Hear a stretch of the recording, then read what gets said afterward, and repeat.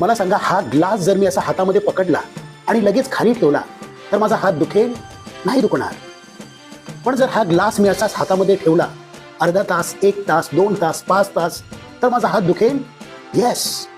आणि फक्त माझा हात दुखणारच नाही, तर माझा हात नम होईल, माझा हात डिसलोकेट होईल आणि कदाचित माझा हात इथून कापायला लागेल.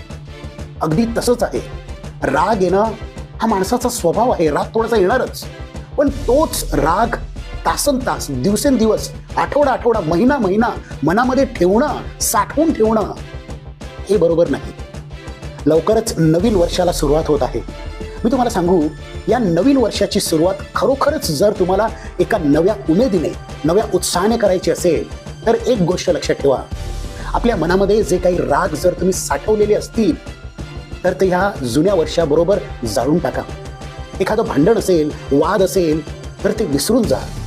क्षमा करा, समेट करा.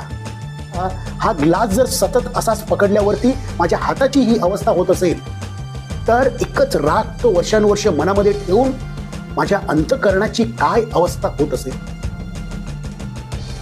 म्हणून या सरत्या वर्षाबरोबर सर्व राग जाळून टाका, क्षमा करा, समेट करा आणि एका नव्या उमेदीने, एका नव्या उत्साहाने या नवीन वर्षाला सुरुवात करूया.